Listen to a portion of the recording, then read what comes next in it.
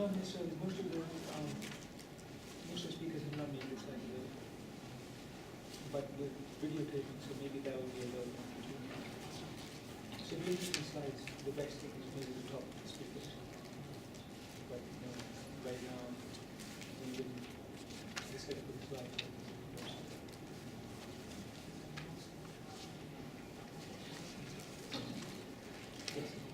Okay, guys. Oh, that one, yes. That one. Welcome back, everybody.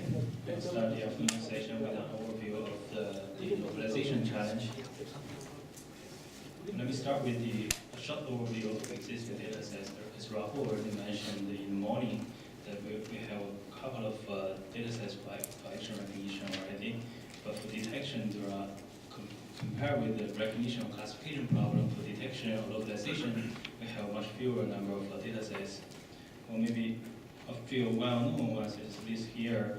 One of them is drinking and smoking from INRIA, developed in 2007, and also the UCF Sports, which has been widely used with 9 classes, 200 videos in year 2008. And after that, UCF 11, with 11 classes and more than 1,000 clips. Also, there are some other data sets like Oxford TV interaction with 4 classes and 300 clips, and also a few more from Microsoft Research, and also the CMU. So, and the localization challenge data set used here this year in this action recognition workshop as a competition contains 24 action classes from UCF 101 with over 3,000 clips. So these are, to our knowledge, probably among the largest in this for this problem. And there are 3 training tests leads. So for each action, as you know, with UCF 101, there are 25 group clips. So we use 18 of them for training and 7 for testing. So and we use 3 training and test leads to switch those videos from training and testing. And for those 24 action classes, actually 10 of them were selected from UCF 11, which is really actually a part of UCF 101, and we further annotated 14 more classes, which contains around 1,800 clips. So for these 14 classes, we hired 8 people, each spend about 40 hours or one week of the work full-time to finish the annotation. And these are the class names of those 24 action classes. Just a quick look, I'll show you some examples later.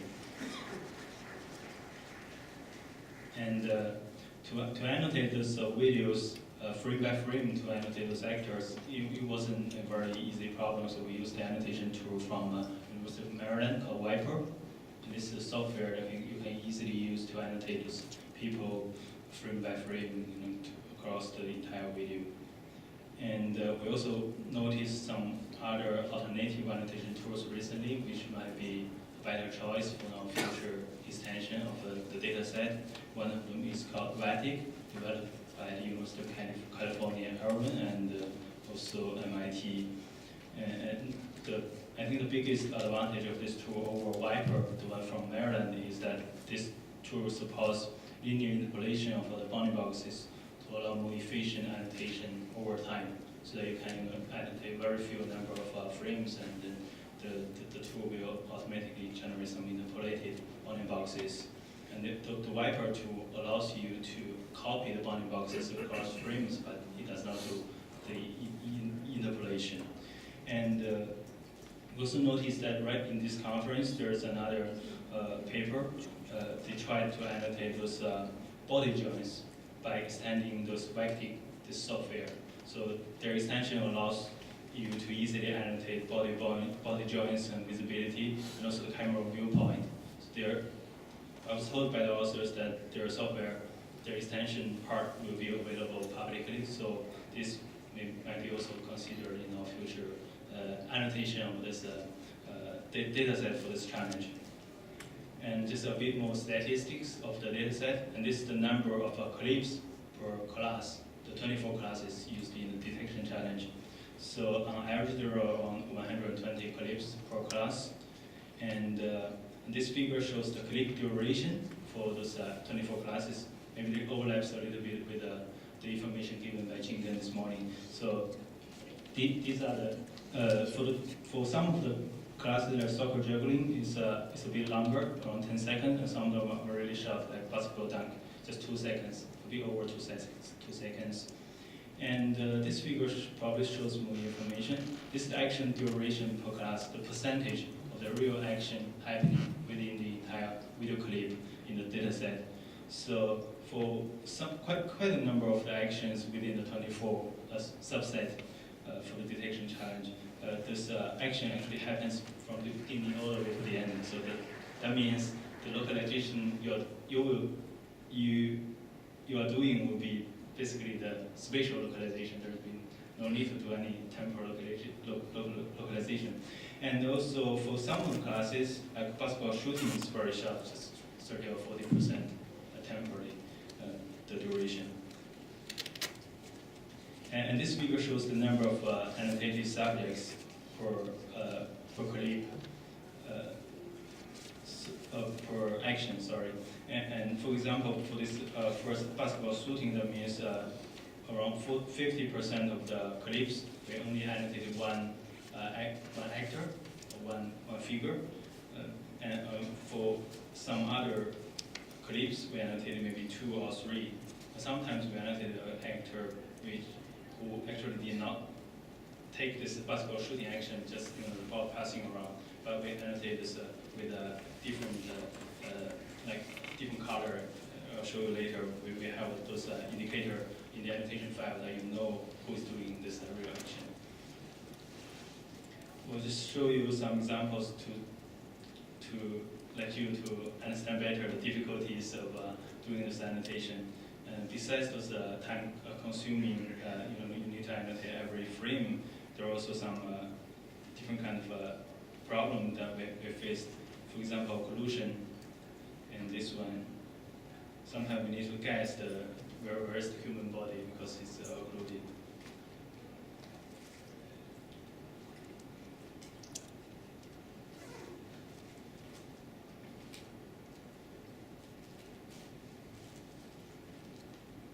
And also mirror.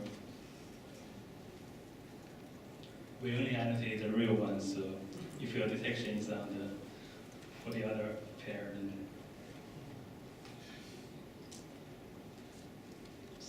another example.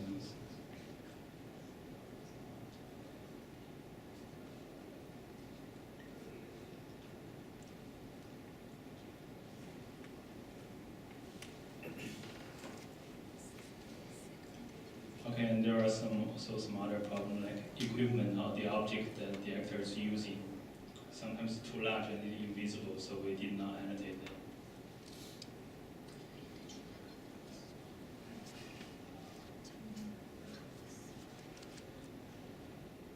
And this is skateboarding.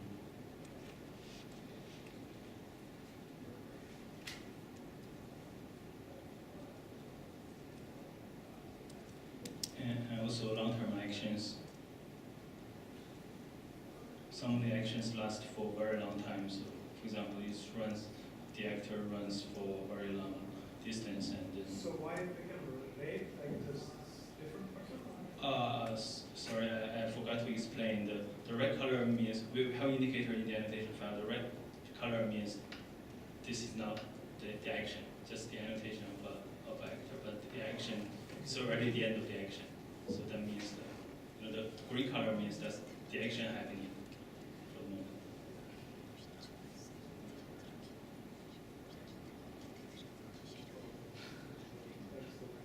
And the part of the action is from the beginning to kind of jobs.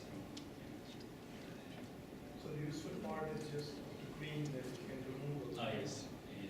But this allows people to decide which part we use. They can use longer trajectory of the actor.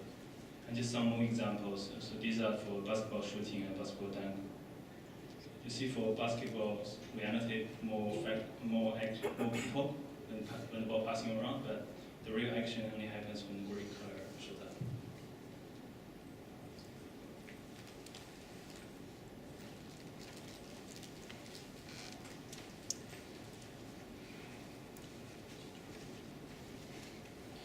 And a few more examples for the other two classes. I'll show you more examples.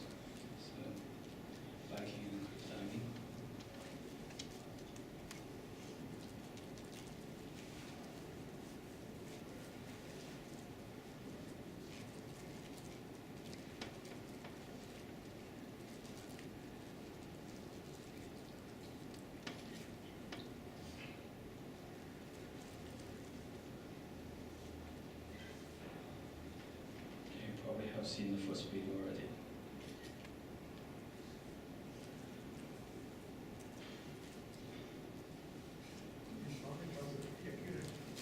Yeah. Yeah, pretty good bounding boxes. And actually, this one is that's another problem. We're not sure whether or not we should annotate the horse. So it might be useful. So it's difficult to decide. In the end, we decided to just annotate the actor, the people.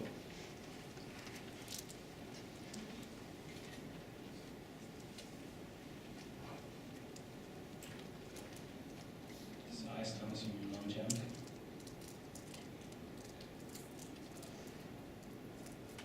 And the temporal boundaries, they were annotated by one person or by many people?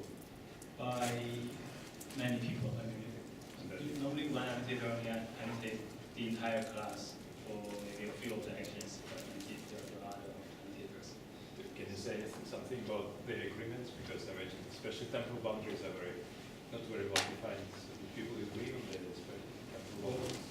I mean, we discussed this internally. At least there's the internal agreement, but I'm not sure whether or not people will agree with this.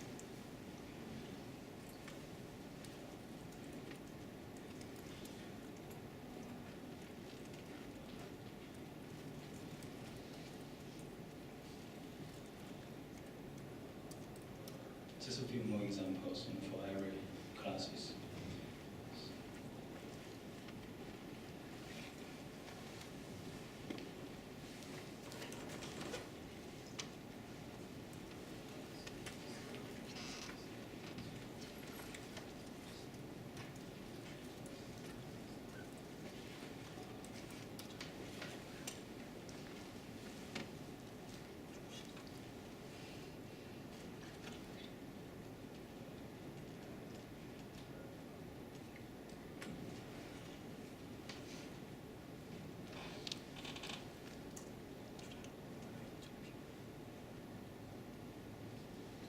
The last two classes.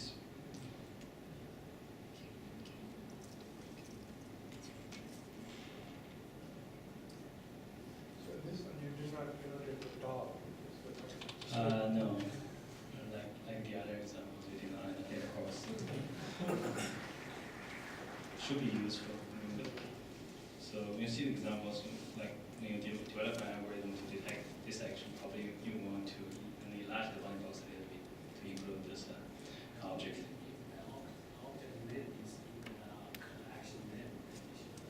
Yeah. Oh, that's a good point. Volleyball specking. Just kidding, sorry. Okay, so this is the end of those examples. And for features and attributes, we share quite a number of features on the website, including those low-level features like steep, and dash trajectory features. And we also share some class-level attributes. These are a few examples like body motion, flipping, spinning, and body parts visible, object in the other scene, and body part activation, these kind of attribute features. But we did not notice any team use this attribute feature in this recognition challenge. All right, and for evaluation measure, we decided to use the traditional intersection over unique criteria, which means detection is correct if firstly your particular actual label is correct, and then your bounding box, the overlap criteria, is larger than 0.2, just following some existing papers. And then we can plot ROC curves of your detection, and we can use AUC area under curve as a single value measure. And the number of localization submissions we received this year was 0.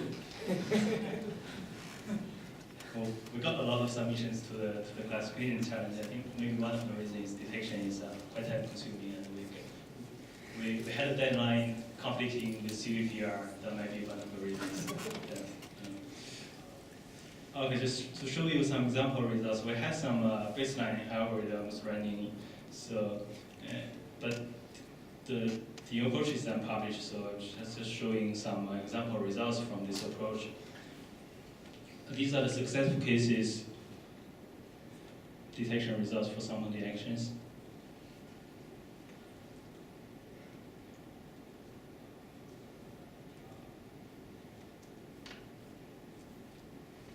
It's pretty good for those examples. And a few more successful cases. Surfing is really difficult.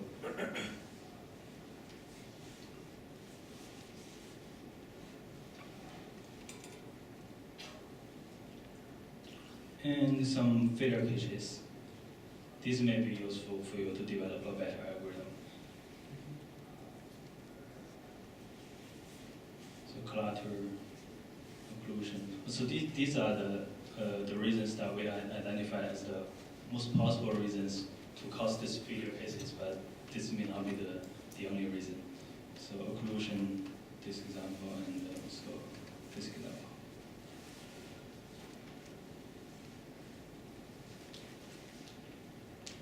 And low contrast. Moving camera, very fast.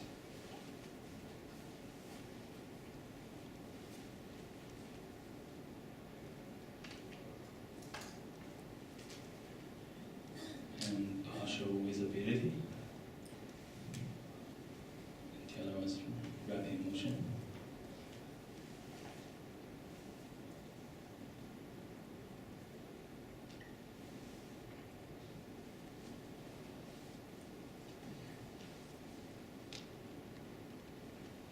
And shape changes and zooming camera.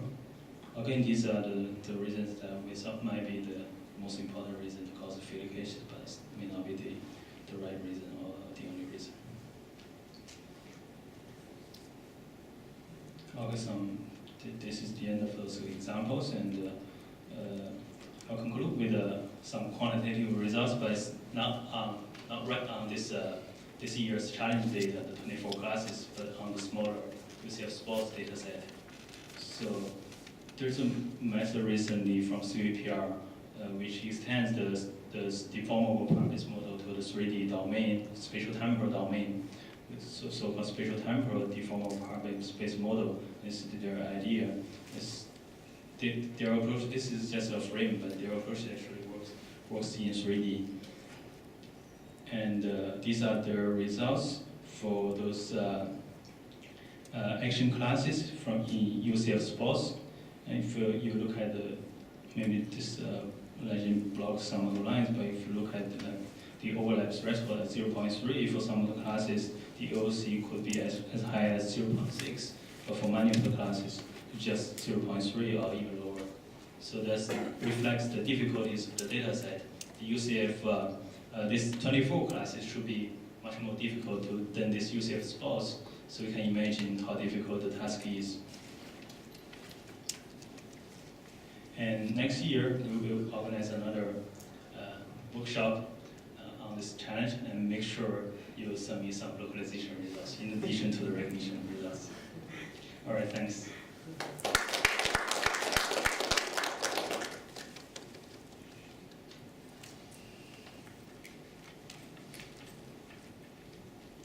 Some people in the audience requested that we make the summary slides for the detection recognition available. And I think we can do that, right? And put it on the website? Yeah. So if anyone else is curious, we'll go ahead and do that. Any questions for this localization challenge? Yeah, so you made a lot of decisions in the ground truth. Have you documented all those decisions? No, not really, not all of them. But for sure we can, make our document size as most as possible. That's a good point. I didn't get what was that. To mention those decisions made during the annotation process. For instance, whether or not we annotate the dog or the horse.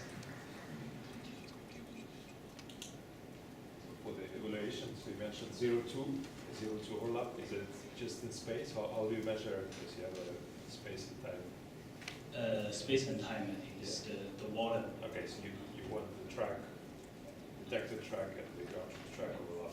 Basically, you can evaluate this over every frame, and then as a combination, there will be the water.